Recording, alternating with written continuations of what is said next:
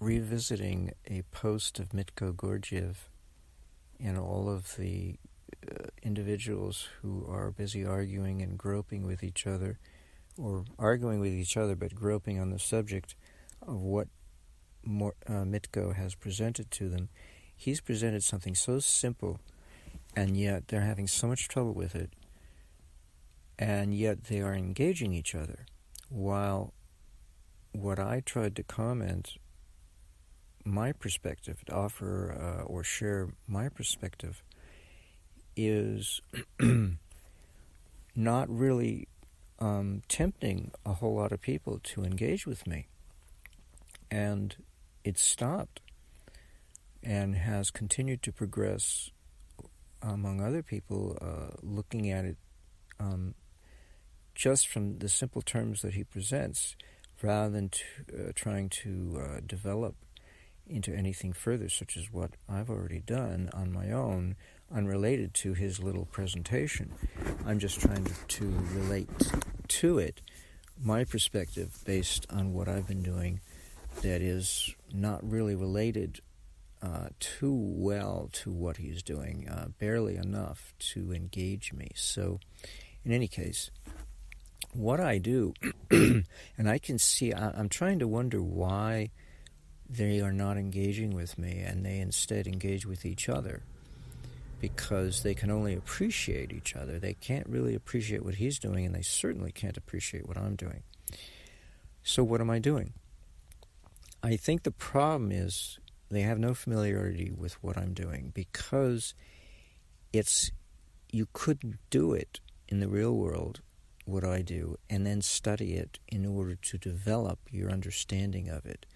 It has to be, your development of the understanding of what I do has to be done under simulation. There's no other way to study it, because the initial stages of studying what I do leads to only one result, and that is the destruction of the host, the material, physical circuit that hosts the phenomenon that I pursue, namely explosive manifestation of amperage out of phase with current by 180 degrees for a gazillionth of a second, just a moment of time, twice each cycle, once each half cycle, and then the rest of the duration, the rest of the duty cycle of that cycle is no manifestation of energy whatsoever. And that in itself is explosive, each moment at each half cycle point within the cycle of oscillations. But the fact is, over time, it builds up and eventually amounts to enough reactive power that it converts into enough heat and vibration that it will destroy the circuit, because it just escalates without limit, without regulation.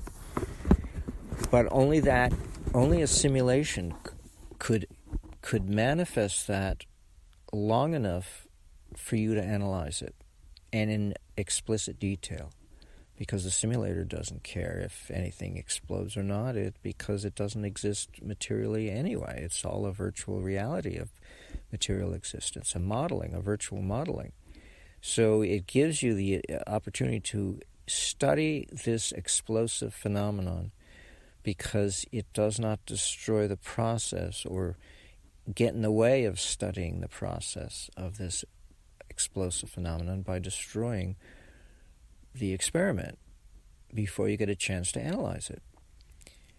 And in the course of bumbling and stumbling my way through this style of both development and understanding, development of understanding, I've managed to stumble across a means by way with which I can regulate the surging amplitude of this explosive phenomenon, such that the peaks, or I should say the peaks of surges don't amount to anything too extreme, and the collapse does not go to zero. It goes to, because there seems to be a multitude of forces that work at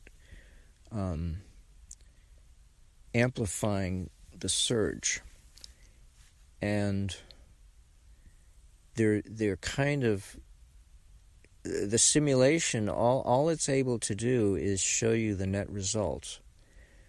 It seems to be a complex of forces taking place of all kinds of amplitudes, kind of like the way water boils. You know, you have individual molecules at different temperatures. Some are freezing below the temperature of the freezing temperature of water. But the average activity is what you end up seeing, the net result. And I suspect that's what happens in my circuit type, because regulation is kept to such a bare minimum that you don't get a simple singular wave. You get basically a composition, an averaging, so to speak, and the simulator spits that out. In any case, must be why my simulations bog down the computer with so much computations, and it's so difficult to get anything longer than maybe 10 seconds if I'm lucky, because it's so complicated, but it doesn't look that way. The simulator does not present to us how complicated it actually is. I've never been able to do that with, like, Mathematica, to map out exactly, explicitly, every single calculation and plot it over time, so that I get an idea of where is this free energy coming from. I've had to estimate where it's coming from. And my best guess is that most of the time it's simply recycling energy so efficiently and so quickly that it makes it look like the energy is growing, when in fact we know the energy is decreasing.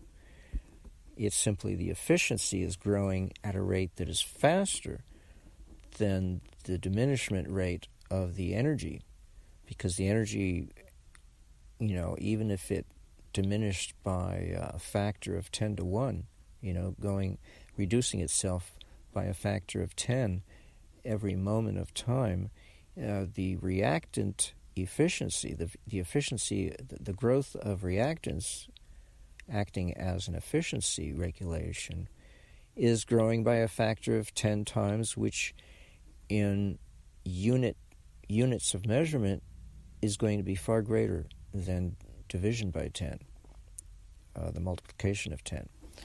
So just by the math alone, using that logic alone, it's easy to see that the use of reactants can far surpass, using reactants to increase efficiency far surpasses the reduction of energy due to entropy. There's just no way entropy can keep up and overcome the escalation of reactants. But there are 2 points, or 2 conceptual points, of when the explosion occurs. It either occurs each half cycle, which means the circuit has already been destroyed in the course of the first half cycle of its existence, or else we have to wait until the amplitude gets high enough, the amplitude of power, for one particular half-cycle explosion to actually have the impact of exploding the circuit. And I think the latter is the case. And that's what Tesla was testing for when he tested various frequencies and voltages on various components, such as wires and capacitors, to see at what point could he explode that component. And then he tried to stay within tolerance of that limitation, that physical limitation. But in what I learned about this phenomenon of the properties of the golden ratio in creating pulsations of surges of half-cycle explosions that are escalating in their amplitude, it's maybe possible to regulate it. But I had to do all of this under simulation. There's no way you could study it, because it's something not taught, it's something not desired in the commercial sector to blow up a circuit, much less regulate the explosive nature of a transient, let alone extending the transient. See, we even call the transient a transient to suggest that it's short-lived. But I've learned how to use reactants to extend its short duration to an infinite duration, which of course gets cut short because then your amplitude is allowed to build up sufficiently enough that over a sufficiently lengthy duration, which may not amount to much, maybe a mere nanosecond in some cases, eventually you get the host to be destroyed, the host circuit to be destroyed. So how can you even study such a phenomenon to go further with that and discover that it can be regulated by way of pulsing these surges? So you extend their duration beyond a mere transient moment so that it's long enough to destroy the circuit, and then you learn how to pulse that lengthy surge so that it does not destroy the host circuit. I mean, there's no way you could study that by going to the bench and physically building a circuit. It's impossible. Just by its very nature, it's impossible. So it's no small wonder that it's very easy to avoid this body of knowledge due to the fact that it's totally predicated on theory alone to develop your understanding of it. And how hard is it to ignore theory? Oh, easiest thing in the world. We just don't teach it in the books, and so nobody goes there. So when I present it, I basically get no response from people because they have no basis upon which to relate to what I have to present. Nobody spends that much time in the lab working under simulation, and they don't take it seriously anyway unless they can build it. But why would you want to pursue building a simulation? You know, if I had built all of my simulations after each time that I simulated when I first started this study 6.5 years ago, I can see how the student would be able, the student's belief in the credibility of this line of research would be sustained throughout. I didn't need that to confirm what I was studying. It was good enough just to simulate it. But most people would want physical evidence as they went along to support their theoretical simulation of what type of circuit to design next, to build, to see what happens. And if all you ever got was an explosion of the circuit, how long would it take for you to become disinterested and think, well, this is a waste of time, and drop off with it? And instead learn to do the opposite. Learn how to suppress surges, certainly not encourage the lengthening of their duration to make it possible to blow up a bigger circuit that would be less capable of blowing up because it's more capable of handling a larger amplitude of the surge process, which would then extend the surge to something beyond a mere transient. You know, who would keep up such a study? They'd end in a heartbeat. They'd take one look and say, this is a waste of time, because it's not giving me what I want. It's giving me the destruction. It's kind of like giving birth to children, and all the children do is kill their parents. How long would that last? You know, that line, if there was something genetically flawed in their brain or in their hormonal imbalance, their glandular system contributing to their brain activity, whatever, that line of mutation in a species would not last. And so we'd never see it. And so we just assume it does not exist. Yet it does exist.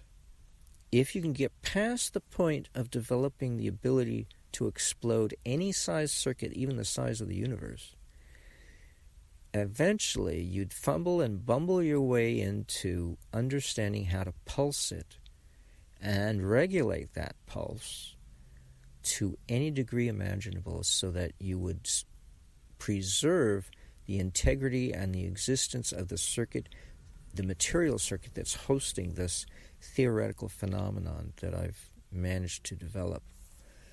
And it didn't take me that long to develop it. I stumbled across it within about 2 years, I think, of simulating, strictly simulating over-unity surges, so-called transients of various types. Just 2 years. But it took me about a year after that, so 3 years total, to appreciate that it was a mathematical phenomenon existing within the realm of mutual inductance, a mathematical proportionality of mutual inductances which causes it to be sustainable as pulsations of surges, which, first of all, have been extended to be more than the mere duration of a transient, and then pulsed to not explode the circuit. 3 years it took me to figure that part out, that the properties of the golden ratio, not the golden ratio itself, because that's too limiting, but the properties of the golden ratio, which are a bit more extensive than the mere golden ratio itself, which spawns those properties. It's those properties which are very broadly generic that allows for the creation of an infinite variety of a composition of mutual inductances within a limited framework of limits. When I say unlimited, it depends upon how precise you make your measurements, or how precise you are capable of making your measurements of what various mutual inductances to utilize. That's your only limitation in terms of infinity of possibilities. But if you're limited to, say, 1% mark or integral or interval, 1% interval of modification of a mutual inductance, then you are limited to how many different combinatorial mutual inductances exhibiting the properties of the golden ratio you can manifest. But regardless, I can see why nobody, because there'd be no money in it. Why bother promoting something? Well, no, of course not. First of all, since when is free energy commercially viable? It's a contradiction of terms.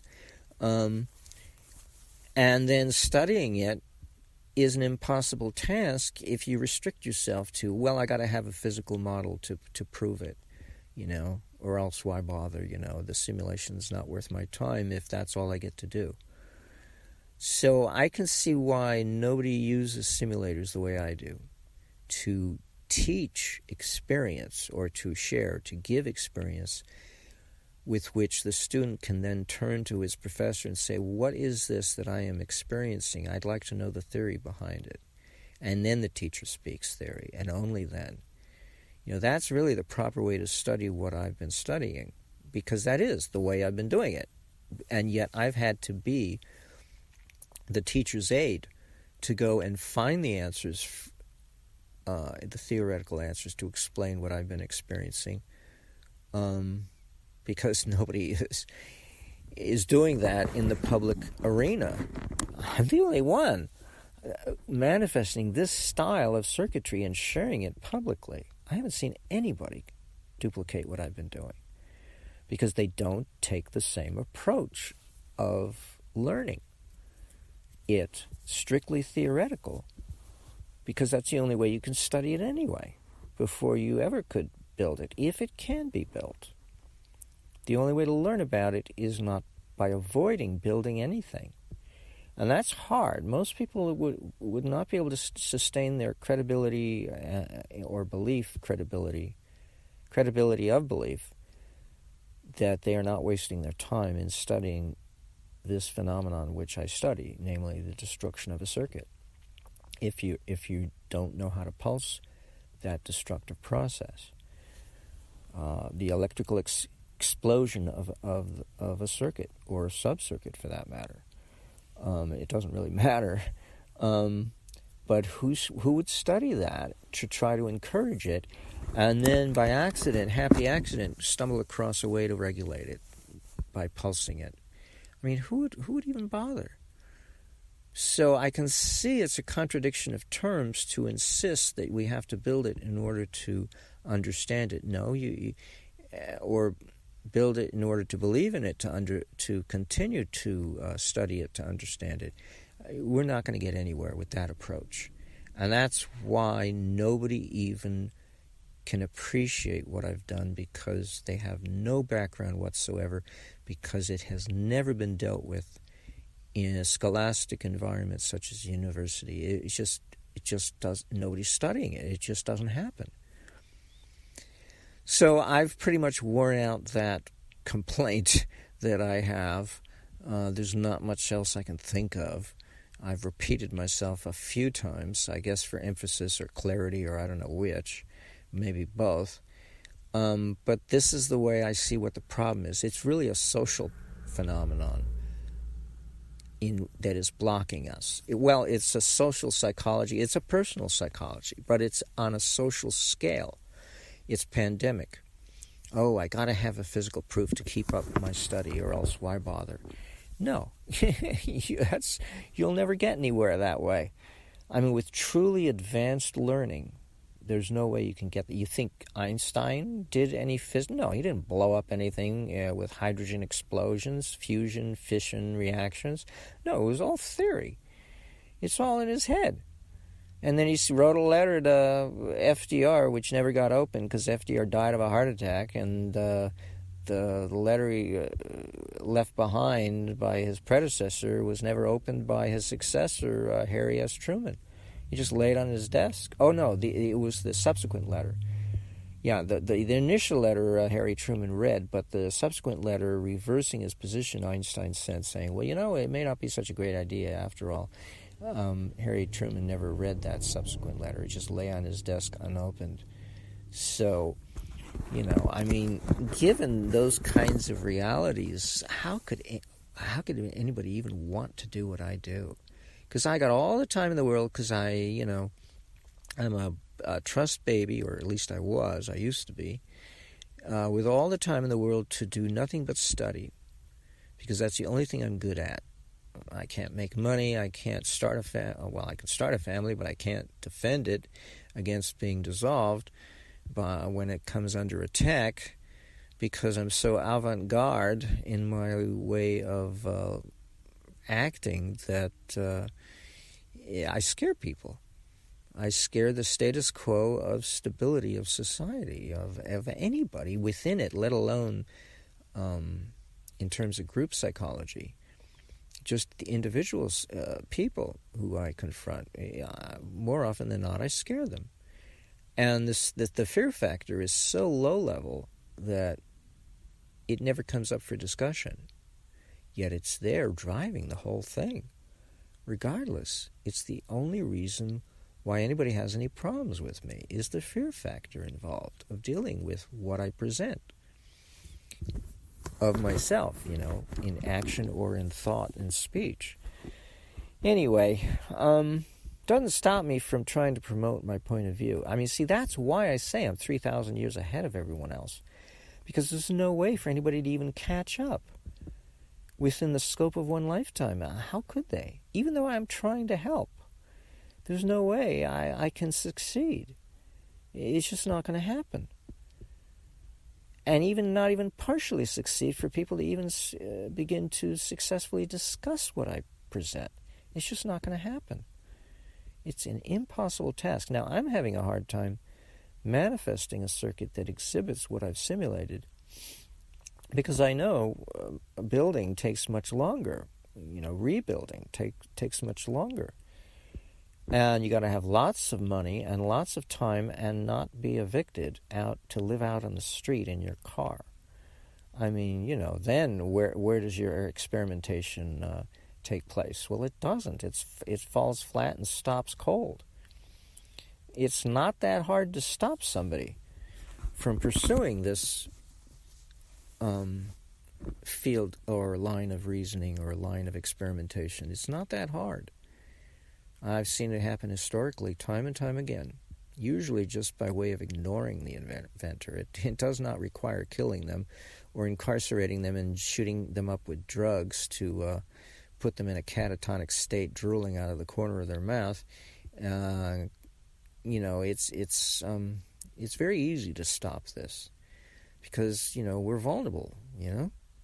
We're like, when you think about it, if it were not for our bony structure, we'd turn into slush. I mean, we wouldn't be able to hold up our water weight. I mean, our flesh can't hold it up.